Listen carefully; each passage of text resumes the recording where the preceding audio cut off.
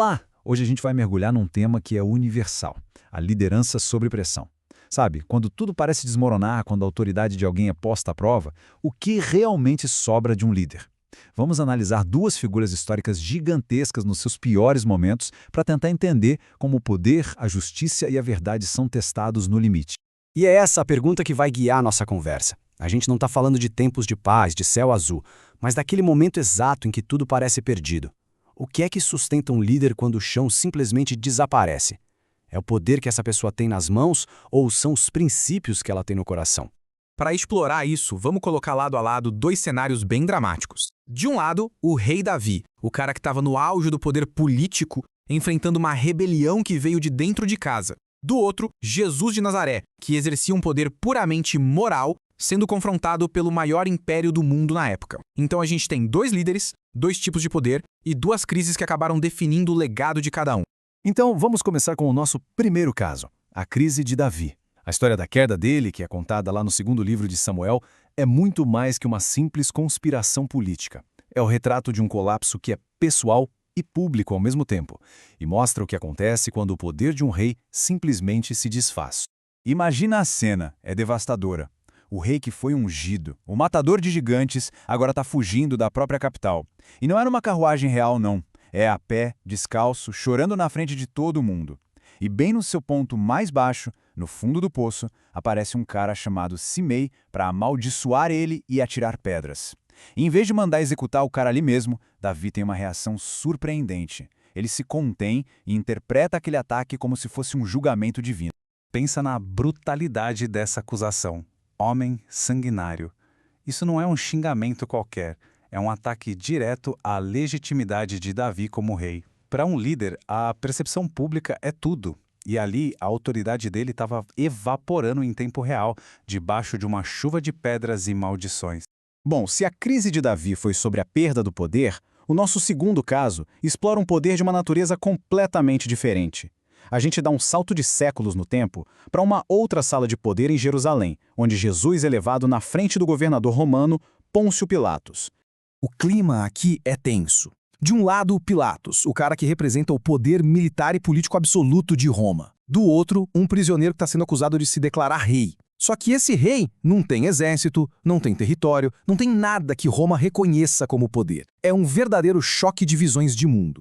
E aí a gente chega no clímax quase filosófico desse encontro. Depois que Jesus fala que o reino dele é baseado na verdade, Pilatos solta essa pergunta que ficou para a história, cheia de cinismo, que é a verdade. Essa pergunta, na verdade, revela a desconexão total entre os dois. Para Pilatos, poder é um fato. Verdade é só um conceito abstrato, talvez até irrelevante.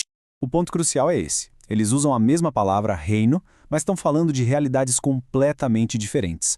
Pilatos escuta rei e já pensa em rebelião, em legiões, numa ameaça para o imperador. Jesus fala de um reino que não é daqui, cuja única arma é a verdade. E foi essa incapacidade de Pilatos de entender essa diferença que acabou selando o destino de Jesus. Então, a gente viu dois líderes cujo poder externo ruiu de vez. Davi fugindo, Jesus sendo condenado. Mas a reação de cada um deles aponta para algo interno. E isso leva a gente para uma pergunta ainda mais profunda. Quando o mundo lá fora desmorona, o que é que serve de âncora? O que orienta as decisões quando não tem mais poder ou status para se apoiar? Olha, na tradição bíblica, uma pista para essa resposta pode ser encontrada no Salmo 119. Ele é bem mais do que um poema longo. A gente pode enxergar ele como um monólogo interno de alguém que está sob uma pressão imensa se agarrando a uma estrutura divina, a um padrão de verdade, como sua única fonte de estabilidade. O primeiro princípio dessa âncora interna é a clareza. Em tempo de crise, a ambiguidade é um veneno. A pessoa que escreveu o Salmo declara uma rejeição total da duplicidade, do coração dobre, e se apega com força a um código moral claro. É uma escolha deliberada pela certeza no meio da confusão.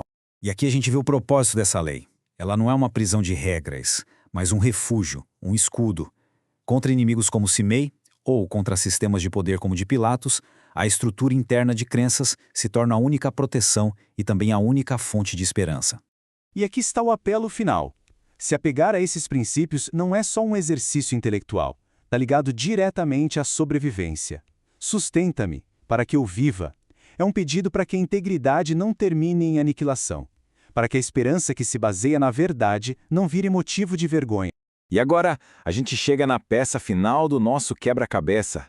Se o Salmo 119 é a bússola interna que orienta o líder, o livro de Provérbios oferece o padrão externo, o padrão objetivo. Ele descreve como a justiça ideal deveria funcionar no mundo, principalmente através de um líder. A conexão aqui é muito direta, muito clara. Segundo Provérbios, a justiça de um rei não é uma invenção da cabeça dele. As palavras certas, os pesos justos na balança, não são só boas políticas, mas um reflexo de uma ordem divina. A autoridade para julgar, então, vem de uma fonte que está acima do próprio líder.